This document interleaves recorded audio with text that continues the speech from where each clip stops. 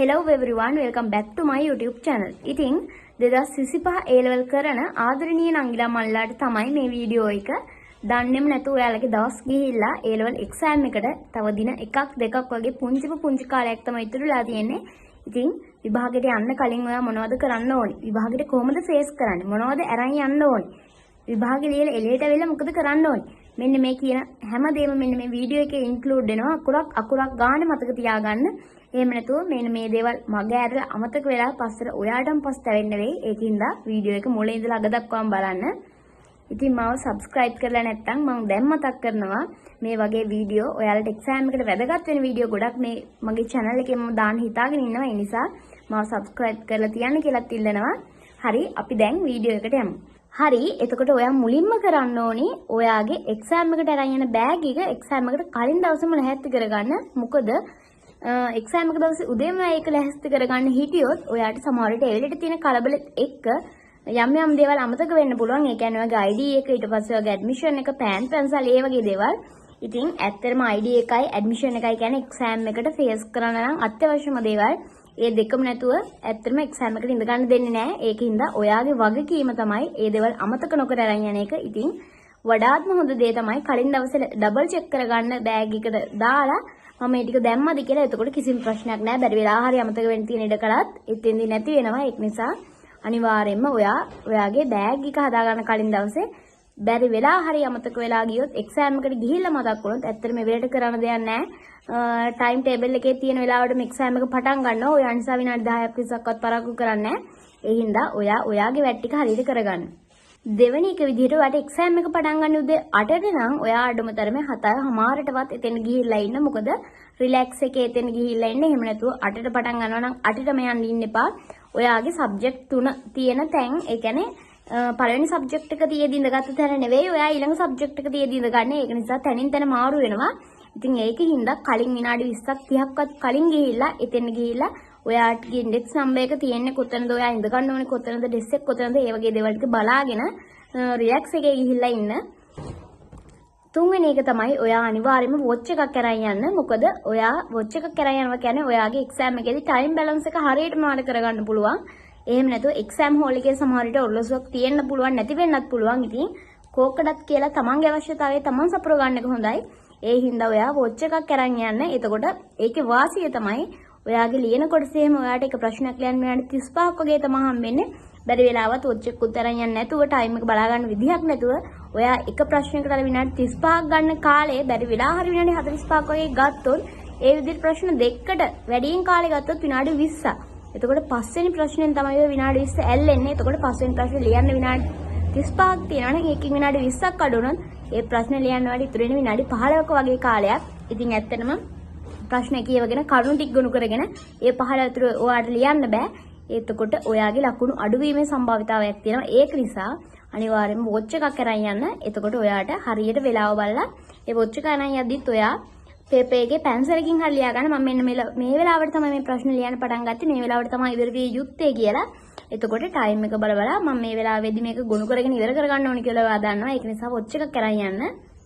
ඉතින් ඊළඟ දේ තමයි ඔයා එක්සෑම් එකට පෑන් අරන් යනවා පේපර් ලියන්න. ඉතින් ඒ පෑන් එක්සෑම් එක දවසේ මේ වෙලෙට උදේ ගන්න තියාගෙන ඉන්න එපා. මොකද අලුත් පෑන් වලින් ලියද්දි ස්පීඩ් එක ස්ලෝ වෙනවා. ඒ කියන්නේ ඔයාට උනත් තේරෙනවා කොලේක ලියද්දි ටිකක් අර ගොරෝසු ගතියක් වගේ අතර දැනෙනවා. එතකොට අර ස්පීඩ් එක ලියන් යන්න බැරි ගතියක් එනවා. ඒක නිසා පෑන් අරගෙන අඩුම තරමේ මෙන්න මේ පෑන් එක මෙන්න මේ මෙච්චරක්වත් කාලක්වත් තින්ත ඉවර කරගන්න. ඒ කියන්නේ කාලක්වත් ගෙදරින් ලියලා පෑන හදාගන්න. ඒ කියන්නේ භාගයෙන්ම ලියන්න එපා. සාමාන්‍යයෙන් ලියලා පෑන හුරු වෙන ගාන හදාගන්න. එතකොට එහෙම නැත්නම් ඔයාට තමයි ප්‍රශ්නයක් වෙන්නේ, ස්පීඩ් එක ලියන්න බැරි වෙනවා.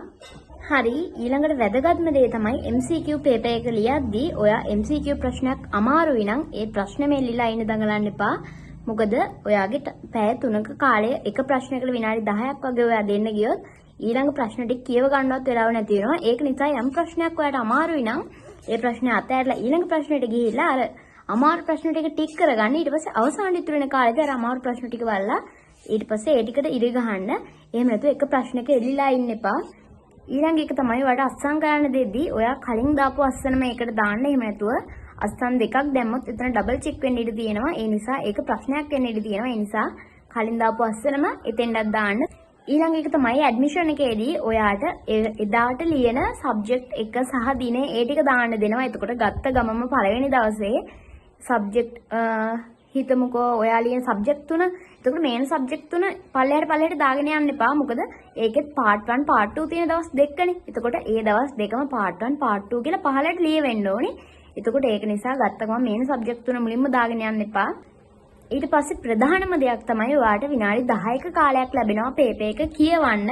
එතකොට මේ විනාඩි 10ත් මට වැදගත්නේ මම ඉක්මනට ලියනවා කියලා හිතාගෙන ලියන්න යන්න නම් එපා. මොකද අනිවාර්යයෙන්ම ඒ විනාඩි 10 අරගෙන පේපරේ මුලින් ඉඳලා අගට මොනවද ලියන්න තියෙන ප්‍රශ්න මොනවද තියෙන මෙන්න මේ ටික හොඳට කියවන්න. එහෙම කියන්නේ පොලිටිකල් පේපර් එක ලියද්දි මම විනාඩි 10 කියවගෙන ගියේ නෑ.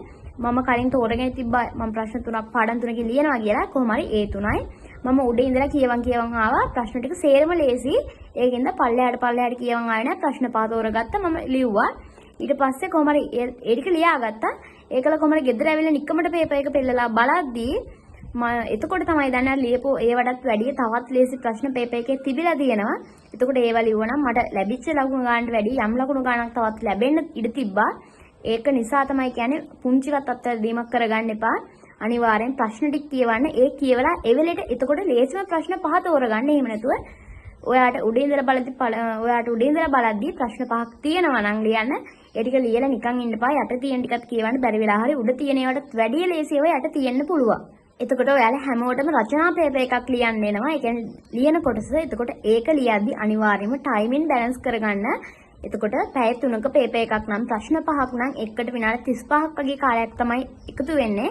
එතකොට ඔයා ඒ විනාඩි 35ම ගන්න යන්න එපා. විනාඩි 30කින්වත් ඔයාගේ ප්‍රශ්න ලියලා ඉවර කරන්න. හරි ඊළඟට වැදගත්ම දේ තමයි ඔයාලා රචනා ප්‍රශ්න ලියද්දි ඔයාලට ලියන්න පොතක් වගේ එකක් දෙනවා. ඒකේ ගොඩාක් පිටු නෑ. එතකොට ඔයාගේ ප්‍රශ්න ටික සේරම ලියන්න ඒ පොත මදි. එතකොට ඒ ප්‍රශ්න ලියද්දී මුලින් ඉඳලා ලියද්දී අර පොතේ ඉන්ඩෙක්ස් නම්බර් එක පේජ් නම්බර් එක ඒ ටික මුලින් ඉඳලා දාන්න. ඊට පස්සේ ඒ පොත ඉවරනාට පස්සේ ඔයාලට කැමති විදිහට ඔයාලට පිටු ඉල්ල ගන්න පුළුවන්. එතකොට ඒ කොළ ඉල්ලගද්දී ඔයාලා ඉල්ලන ප්‍රමාණයට යාලා දෙනවා. සීමාවක් නැහැ. එතකොට ඔයාලා කරන්න ඕනි ඒ ගන්න හැම කොළයකම ඔයාලා ප්‍රශ්න ලියද්දී ඒ ප්‍රශ්න ටිකට අදාළ ප්‍රශ්න අංකය සහ පිටු අංකය ඊට පස්සේ ඉන්ඩෙක්ස් නම්බර් එක මේ ටික අනිවාර්යයෙන්ම උත්තරේ ලියන්න කලින්ම ලියලා ඉන්න. මොකද නැත්තම් බැරි වෙලා හරි පිටු අංකයක් එතන වැරදුනොත් ඔයා උත්තරේ ලිව්වට පස්සේ පිටු අංක ප්‍රශ්න අංක දාන්න ගියොත් ඔයාට අමතක වෙලා හරි වැරදුනොත් ඒක ලොකු ප්‍රශ්නයක්. මොකද උත්තරේ එතකොට හරියට ඇමිනිලා නැහැ. එතකොට ඔයාගේ ලකුණු අඩු වෙන්න සහ කපන්න පුළුවන්. ඒ නිසා හොඳටම මතක් කරලා අනිවාර්යයෙන්ම ඔයා අමතර පිටු ගද්දී ඒ පිටු වල ඔයාගේ ඉන්ඩෙක්ස් නම්බර් එක අනිවාර්යයෙන්ම ප්‍රශ්න අංක සහ පිටු අංකෙ මේ ටික දාන්න. ඊට පස්සේ ෆයිල් කට්ටක් වගේ අරන් ගියාට ප්‍රශ්නයක් නැහැ. එතකොට ඒක අරගෙන ගිහිල්ලා ඔයාලා ලියන අමතර හැම පිටුවකම ලියන ගමන්ම ඒ පිළිවෙලට ඒ ටික අමුණන්න. එහෙම නැතුව යටින් තියන්න ගියොත් බැරි වෙලා හරි ඒ ටික පැටලුණොත් ඔයාට වෙලාව අවසානට ඉතුරු නොවුනොත් කලබල වෙලා මේ පිටු ටික වැරදියට ඇමිනෙන්න පුළුවන්. එතකොට මම එක්සෑම් එකට ඇදී මෙන්න මේ වගේ කටු ටිකක් අරගෙන ගියා. කටු එකක් තමයි අරන් ගියේ. එතකොට මෙහෙම ලියලා මම මේක ඇමුණුවා. ඊළඟට වැදගත්ම දේ තමයි එක්සෑම් එකේදී ඔයාලට හම්බෙන්නේ එක පේපර් එකකට එක පාර්ට් එකකට පැය 3ක්. එතකොට මෙන්න මේ පැය 3 ඔයා කොච්චර වැඩක් වුණත් මේ පැය 3 ඔයාලට බැලන්ස් කරගන්න බැරි වුණොත් ඔයාගේ ජීවිතේම අපරාධේ. ඒ කියන්නේ ඒ ලියන පේපර් එකම අපරාධේ. ඉතින් වේගය හරියට බැලන්ස් කරගන්න ඕනි. ඒ ලියද්දී ඔයා දන්නවනේ දැන් කලින් පේපර් ප්‍රැක්ටිස් වෙලා තියෙනවනේ. එතකොට එක පේපර් එකකට එක ප්‍රශ්නයකට මෙන්න මෙච්චර වෙලාවක් යනවා කියලා ඔයා දන්නවනේ. එතකොට හරියට ටයිම් එක බැලන්ස් කරගන්න. ඒ වගේම තමයි වේගෙන් ලියන්න ඕනි කියලා හයියෙන් ලියාගෙන යද්දී කාටවත් කියවන්න බැරි තරම් අකුරු තියෙනවා නම් එහෙම ලියන්න එපා. මොකද එක්සෑම් වලත් තමන්ට බලන්න උඩරිම පුළුවන් ප්‍රමාණය වෙනකම්ම බලනවා. බැරි වුණත් උඩරිම හොයන්න බලනවා. එහෙමත් බැරි වුණොත් ඒ අකුරු හොයාගන්න බැරි නම් එයාලා ලකුණු අඩු කරලා හරි දාන්න පුළුවන්. ඒ නිසා අවධානමක් ගන්නේ නැතුව හරියට වේගෙන් ලියනවා වගේම අකුරු ටික පැහැදිලිව ලියන්න. ඊට පස්සේ හැමෝම ළඟ තියෙන මතයක් තමයි පිටු ගාණ වැඩි වෙද්දි ලකුණු වැඩි වෙනවා කියන එක. මේක ඇත්තටම පිටු ගාණ වැඩි වෙනවා කියන්නේ කරුණු තමයි එතන වැඩි වෙන්න ඕනි.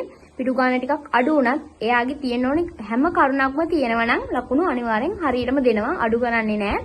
එතකොට පිටු ගාණ වැඩි වෙන්න කියලා එක රූල් එක ලියලා ඊට පස්සේ තව රූල් 3ක් විතර අතහැරලා ඊළඟ රූල් ලියලා පොල් ගෙඩි වගේ එහෙම ලියන්න එපා. ඒකින්ද අනිවාර්යෙන් වේගෙන් ලියන්න. ඒ වගේම අකුරු පැහැදිලිව ලියන්න. ඒ ලියද්දිත් ඔයාගේ ප්‍රශ්නෙට උත්තරේ ලියද්දි එකම පෑන පාවිච්චි කරන්න එපා. කළු පෑනෙන් ඔයා ලියනවා නම් ඡේද ඒකට උදාහරණ නිල් පෑනෙන් දාන්න නැත්නම් නිල් පෑනෙන් ඡේද ලියනවා නම් කළු පෑනෙන් දාන්න. මොකද එයාලට හරි ලේසියට බලා ගන්න. ඒ කියන්නේ එයාලට හොයාගන්න මේක තමයි උත්තරේ මේක තමයි ඒක විශේෂ කරුණු ටික. මෙන්න මේ දේ එයාලට හොයාගන්න පුළුවන් වෙන ප්‍රමාණයට ඒක මානසික අල්ලසක් වගේ එයාලට ඔයාලා ඒ විදිහට ලියන්න. මොකද ඔයාලා අවධානමක් ගන්න ඕනේ නැහැ. අපි උනත් කැමති පිළිවෙලට තියෙන දෙයක් බලන්න. ඉතින් එක්සැමිනර්ලාට මානසික අල්ලස් දෙනවා කියන්නේ ඔන්න ඔය දෙයට. මොකද හරිම පිළිවෙලට එතකොට එයාලට උත්තරේ හොයාගන්න ලේසි. මෙන්න මේක තමයි මේකේ තියෙන කරුණු ටික. මේක තමයි මේක හැඳින්වීම. මේ ටික හරියටම පිළිවෙලට එයාලට හොයාගන්න ලේසි වෙන තරමට එයාලා ආසාවෙන් මේ පේපර් එක බලනවා. එහෙම නැතුව කටුබලි ගාලා වගේ කිසිම හොයාගන්න බැරුව ලියාගෙන යද්දි ටිකක් කියවලා ඒ මිනිස්සුන්ටත් එපා වෙනවා ඒක බලන්න. එතකොට ඔයාගේ ලකුණු වලට නිකන් අඩු වෙන ප්‍රතිශතයක් හරි තිබ්බොත් ඒක ඔයාට අවදානමක්. ඒ නිසා අවදානම් ගන්නේ නැතුව වේගය හරියට බැලන්ස් කරගන්න. උත්තර ලියද්දී අකුරු ටික පැහැදිලිව තියෙන්න ලියන්න. ඊට පස්සේ කරුණු ගොනු කරද්දී අර නිල් කළු පෑන් දෙක විතරක් පාවිච්චි කරලා හරිම පිළිවෙලට ඒ කරුණු ටික ලියන්න. ඊට පස්සේ පේපර් එක ලියලා එක්සෑම් හෝල් එකෙන් එළියට ආවට පස්සේ ඔයාගේ යාළුවොත් එක්ක අර පේපරේ තිබ්බ මෙන්න මේ ප්‍රශ්න ටික මේවට මොනවද උත්තර ලියන්නේ මේ වගේ ඔයාගේ උත්තරයි යාළුවගේ උත්තරයි කම්පෙයාර් කරන්න එපා. මොකද එහෙම කරොත් ඔයාගේ මානසික මට්ටම තමයි බිඳ වැටෙන්නේ. මොකද බැරි වෙලා හරි ඔයා ඒකට වැරදි උත්තරයක් ලියලා තිබ්බොත් ඔයා ඒක ගැනම හිතනවා. ඊළඟට තියෙන සබ්ජෙක්ට් එක ගැන ඔයා හිතන්නේ නැහැ. ඒ හින්දා කිසිම වෙලාවක අනිත් ළමයි එක්ක ඔයාගේ උත්තර සංසන්දනය කරන්න යන්න එපා. ඔයා එක්සෑම් එක ලිව්වනම් පේපර් එක ලිව්වනම් දැන් ඒක ඉවරයි. මොකද ඔයාට නැවත ඒක හදන්න බෑනේ ඉල්ලගෙන. ඒ හින්දා ඒ පේපර් එක ගැන කිසිම දෙයක් ආයෙ හිතන්නේ නැතුව ඊළඟ එක ගැන හිතලා ඒකට ලැහැත්ති වෙන්න. ආයෙ වැදගත්ම දෙයක් තමයි අනිවාර්යයෙන්ම එක්සෑම් එක ලියලා ආවට පස්සේ ඔන්න හවස් වෙද්දී WhatsApp group වල share වෙනවා. මෙන්න මේ පේපර් එකේ MCQ mark sheet එක මෙන්න මේක තමයි answer sheet එක. එතකොට මේ විදිහට මේක share වෙනවා. ඊට පස්සේ ඔයා ඒ answer sheet බලලා ඔයාගේ උත්තර ටික බලලා එහෙම කරන්න යන්න එපා. මොකද ඔයාගේ උත්තර ටිකක් වැරදිලා තිබ්බොත් වැඩි වශයෙන් වැරදිලා තිබ්බොත් ඔයා ඔන්න ඒක ගැන හිතනවා දැන් මගේ මෙතන වැරදි. එතකොට ඒකම තමයි ඔළුවේ තියෙන්නේ. ඊළඟ දේ ගැන ඔයා හිතන්නේ නැහැ. ඊළඟ සබ්ජෙක්ට් එක ගැන හිතන්නේ නැහැ. ඒ හින්දා පේපර් එක ලිව්වනම් ඒක එතනින් ඉවරයි. ඊට පස්සේ ඊළඟ සබ්ජෙක්ට් එකට ලැහැත්ති වෙන්න. එහෙම නැතුව යාළුවෙක් එක්ක කම්පෙයාර් කරන්න යන්නවත් අර හම්බෙන ආන්සර් ෂීට් වල ඔයාගේ උත්තර හරියද බලන්නවත් යන්න එපා. ඒ වගේම තමයි විශේෂම දෙයක් තමයි එක්සෑම් එකට යන්න කලින් දැන් ඔයා හොඳට පාඩම් කරලානේ යන්නේ. ඊට පස්සේ ඔයාලට පැයක් වගේ ඔයාගේ ස්කූල් එකට යන්න වෙලාව තියෙනවා නම් අර පැය නිකන් ඉන්න එපා. මොකද මේ යන කාලය මේ යන වෙලාව අපිට ආයෙ එන්නේ නැහනේ. ඒ හින්දා ඔයා ඒ යනකම් පොඩ්ඩක් අර ගහපු ෂෝට් නෝට් ටිකක් හරි බලාගෙන යන්න. මම මෙහෙම කියන්නේ පොලිටිකල් වලදී මම නිකමට බස් එකේ යද්දි අර ටික මම ගහපු ෂෝට් නෝට් ටික යනකම් බලාගෙන ගියේ. අනේ ඒ බලාගෙන ගියපු ටිකම වගේ තමයි පේපර් එකට ආවේ. මොකද අපි අන්තිමේට බලන ටික තමයි අපිට කොහොමත් මතක හිටින්නේ. එතකොට ඒකෙන් ආවොත් අපිට හොඳටම ලියන්න පුළුවන්. ඒක නිසා අනිවාර්යයෙන්ම යද්දී අර ඉතුරු වෙන කාලේ ඒ කියන්නේ ස්කූල් එකට යද්දී ඒ ඔයාලට තියෙනවනේ මේ අතරමැද කාලය. ඒ ටිකේදී ඔයාගේ අර ෂෝට් නෝට් ටිකක් හරි බලා ගන්න. ලොකුවට ස්ට්‍රෙස් ගන්න එපා. ඔයාට දැන් මේ කාලේ වෙද්දී නිකන් අර මං පාඩම් කරපු කිසිම දෙයක් මතක නැහැ. දශමයක්වත් මතක නැහැ වගේ තමයි තියෙන්නේ. එක්සෑම් එකට යන්නකම්ම පේපර් එක දෙනකම්ම ඔයාගේ ඔළුවේ තියෙන මට මතක නෑ මම මොනවද ලියන්නේ වගේනේ. ඒකට ඇත්තටම එහෙම නෙවෙයි. ඔයාගේ ඔළුවේ ඒ දේවල් තියෙනවා. හැබැයි අර කරුණෙන් කරුණ ඔයාට ඒ ටික මතක් කරගන්න බෑ. ඒක තමයි එතනේ තියෙන්නේ. එහෙම නැතුව ඔයාට අමතක වෙච්ච දෙයක් නෙවෙයි. හැබැයි පේපර් එක දුන්නාට පස්සේ මේ ප්‍රශ්නේ කියවද්දි මෙන්න මේ ප්‍රශ්නෙට උත්තරේ මෙන්න මේක මම මේක පාඩම් කරා කියන මතකේ ඔයාට එනවා. ඒක නිසා කිසිම වෙලාවක එක්සෑම් එකට බය වෙන්න එපා. ඉතින් හොඳට එක්සෑම් එක කරන්න. ඒ වගේම තමයි නංගි ළමලා ගොඩක් මගෙන් ජියෝග්‍රැෆි පාඩම් කරන්න ඕනි කොහොමද මොනවද පාඩම් කරන්න ඕනි කියලා ඉල්ලලා තිබ්බා. ඇත්තටම මට ඒක තාම ගේන්න බැරි වුණා. මොකද එහෙම පාඩම් කරන්න ඕනි මොනවද ඒ ටික ගේන්න නම් අඩුම දවස් දෙකක්වත් මමත් පාස් පේපර් අරගෙන දැන් අධ්‍යයනය කරන්න ඕනි. මොකද මම එක්සෑම් කරලා දැන් ටික කාලයක් වෙනවා. ඒ හින්දා දැන් මට මතක නෑනේ මේ මොනවද ඔයාලා හපු ගමන් කියන්න මට දැන් මතක නෑ මොනවද එන්නේ එහෙම කියලා. ඒක නිසා මමත් අර මොනවද සබ්ජෙක්ට් එකේ තියෙන දේවල් බලලා පාස් පේපර්ස් බලලා ඒ කරුණු ටික හැමදේම මමත් ආයෙ මුලින් ඉඳලා අධ්‍යයනය කළා තමයි ඔයාලට ගේන්න ඕනේ. ඉතින් ඒක ඉක්මනටම ගේන්නම්. ඉතින් එක්සෑම් කරන මේ පාර 25 එක්සෑම් කරන ආදරණීය නංගිලා මලට හදවතින්ම සුබ පතනවා. ඔයාලට බැරි වෙන්නේ නැහැ. ඉතින් මේ විදිහට හැමදේම කරගෙන යන්න ප්ලෑන් කරගෙන යන්න කිසිම දෙයක් අමතක කරගන්න එපා. පෑන් පැන්සල් ටික හරියට අරගෙන යන්න. වතුර බෝතලයක් ඔයා අරගෙන යන්න. කාගෙන්වත් ඉල්ලන්න ඉන්න එපා. වොච් එකක් අරගෙන යන්න. ඊට පස්සේ අනිවාර්යයෙන්ම එක්සෑම් එකේදී ඔයාගේ ID එක සහ ඇඩ්මිෂන් එක මේ ටික අරගෙන යන්න. කිසිම වෙලාවක Tamanට ජීවිතේ පසුතැවෙන්න ඉඩක් තියාගන්න එපා. ඉතින් all the best.